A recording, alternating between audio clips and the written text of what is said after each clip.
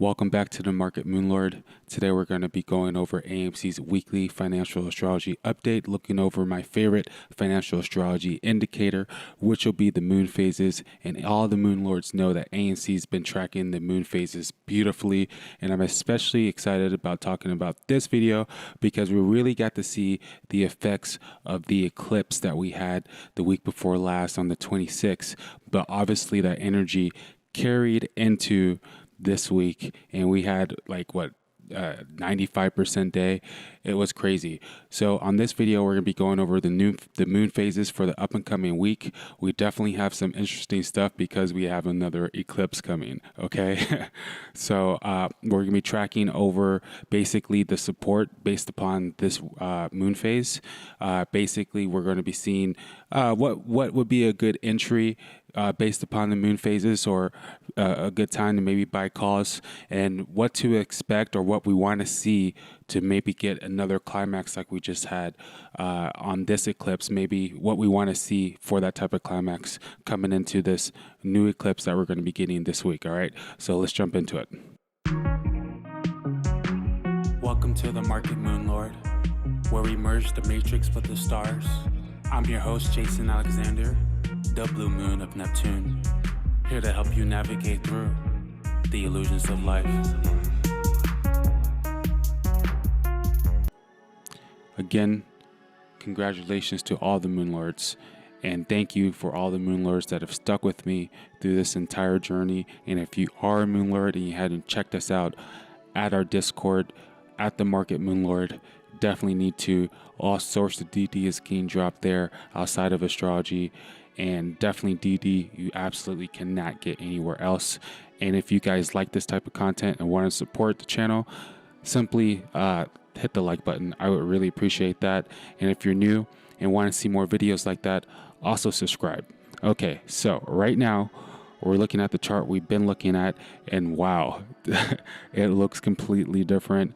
You can't even see, over here was where everything was popping for us for months, right? And now it's like a little blip in the blob. But yeah, that was where the first squeeze all happened. Okay, that was where it all happened. But we had that eclipse on May 27th or May 26th, and we knew if we hit above the support level before that eclipse, it was game over. And look what happened. Okay, it was truly game over. Okay, and we've been going up ever since. And guess what? I'm actually happy we started to dip towards the end of last week, because if we would have kept going, it would have been an uptrend during the entire waning moon, and the Moonlords know that's not necessarily what we want to see. I've been saying that we want, and by the way, if you're new, these blue backgrounds are the waxing moon, and the black backgrounds are the waning moon. Okay, so when the moon is growing, it's a time of growth. Okay, so that would be the blue. And I said, hey, we don't want to see a bull run unless it's during the blue. Okay, because that will set us up for the full moon. So obviously we did start seeing that bull run right before the full moon on the blue, right? And we got the bull run as soon as we went waxing over here, right? And then on the actual eclipse, we shot up. Now, eclipse is a way bigger energy than this, what happened on the first squeeze, okay?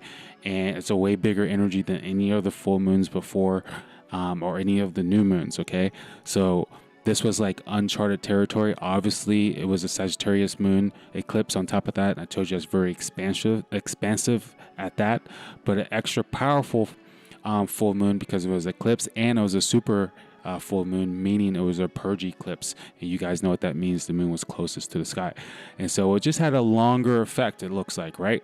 But we started to get the dip, and I want the dip on the waning, right? Because on the 10th of next week we're going to have a new moon, and during the new moon that will be a great time to start going up. Now we can see from the past, in most cases, the black one will be the new moon. We kind of see a little shift right before the new moon, and you kind of see over here it was going down, and then a day or two before the new moon started to kind of go up, reverse, and then it had a little bull run. Okay, now this is the mistake that we don't want to see. Had a bull run and then double bull run during the waning. That's what I kind of didn't want to see on this one, right? that's kind of what we started to get until Thursday, which was good to me. That was healthy. Okay. But you can see into this new moon, it did have a nice little up. Okay. But then it started going down. Okay. It did that because it was going up pretty much the entire phase. Okay. Now over here, we didn't see a little uptick before the new moon. However, after the new moon, it of course started going up. And then over here, we started seeing an uptick a few days before the new moon. Okay. And that typically happens. You can see a little bit of uptick before this new moon too. Okay. So we're kind of right on trend when we go to this current waning. We started to dip. Okay. A few days before the new moon, we're going to have a new moon on Thursday, June 10th. Okay. And so hopefully, not hopefully, I mean, if we just keep going up, that's great. But if we go down a couple more times, and then maybe on Tuesday, Wednesday, we start going up into the new moon, that's going to really, really give me a good signal that on this next waxing moon, we're going to be super set up for the next full moon for another really big moment. Okay.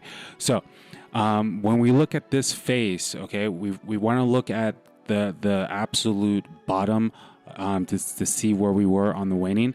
Now, of course, this waning is still happening. Okay. The waning is not going to be over until the 10th, but this is what we have to work on. Now on this last full moon, the day after this last full moon, which was on the 26th, the absolute bottom that we're at, which I'm looking at here, because remember, if you guys are new, every waning moon, okay, we're making a new low. All the black backgrounds, we make a new low, every single one. Okay, even right here. And then over here. Okay, so now we're over here. Okay, now we go day after the full moon, and the bottom, the full moon is right here on the 26th. I know it says right there, but the full moon is on the 26th. So on the very bottom of this one, it looks like our very bottom on this waning moon will be 1826. Now, it doesn't look like we're going to fall that much, but hey, that would be the absolute bottom based upon the moon phase. And then the next support line after that would be where we were at the other highest full moon point, which would be where we had our first little FOMO effect at around $20, $20.44. Okay, so that's another really, really, really strong support. Now, halfway in between, so far on this waning moon, we have 46.68. Okay, so to me, because typically on these wanings, we kind of stay in the middle area. Okay, so to me, a really strong support would be 46.68, and anything under that would be a good opportunity to maybe buy or maybe even get calls. Okay, but anything like way under that, awesome. Okay, but the very, very bottom is all the way in like the $18 mark. I don't think it's gonna happen. Obviously, I don't think you guys do either. And then $20. But really, to me, a really good support based upon the moon phases will be for 46.68. All right, guys. So if you guys like this content so far, don't forget to hit the like button. What do you guys think about what I'm saying here? What do you guys think about these support levels? Do you guys even think there's any chance that we see $20 again? Please let me know, because I'm definitely curious about what the other moon lords have to say about the situation. Now, going into this next eclipse, okay? Now, this is a different eclipse than the last eclipse we had. The last eclipse we had was during a full moon. This eclipse is a new moon. Okay, so the moon and the sun will be together, and the moon will be blocking the sun, creating a little ring around it. Okay, so this is a solar, meaning it's about the sun. The last one was a lunar. Okay, so the last one was way more emotional eclipse and or emotional full moon, and full moons tend to be more of an emotional moon anyway. Okay, so by no means do I think this eclipse is going to do what the last eclipse did, but hey, who knows? Who knows? It definitely can be, because it definitely is an eclipse at the end of the day, and it's taking place in the opposite sign of the last eclipse, which was in Sagittarius. This one's in Gemini. Now, Sagittarius and Gemini are two signs that represents travel, and it's a fast moving energy. Sagittarius is the last fire sign. Gemini is the last air sign. Gemini rules short distance travel, and Jupiter rules, or Sagittarius, which is Jupiter, it rules long distance travel. Okay, so that being said, maybe we get a big jump, but maybe we don't travel as far. Okay, but Gemini is a very fast, quick-moving energy, so whatever does happen, I do expect it to be quick. Another interesting thing, remember I said it's in Gemini. What else just happened in Gemini? What else will be in Gemini?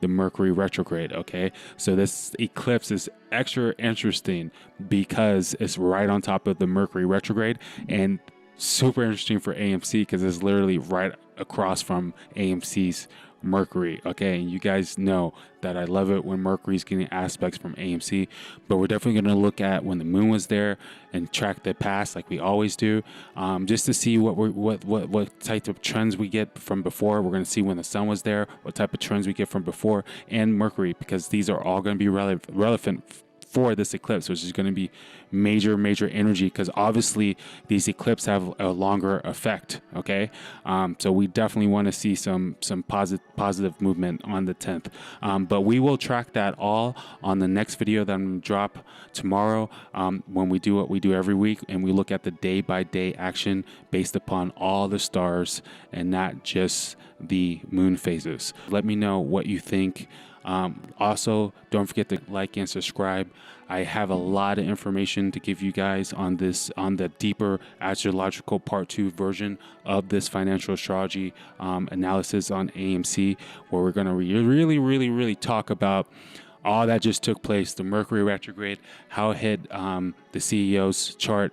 We're even going to look at Trey's chart, because something interesting is happening there. We're about to hit a lot more retrogrades, a Jupiter retrograde. It is definitely getting interesting. Okay, I'm definitely think we're gonna have to pay close attention to this next week, because it's gonna tell us a lot.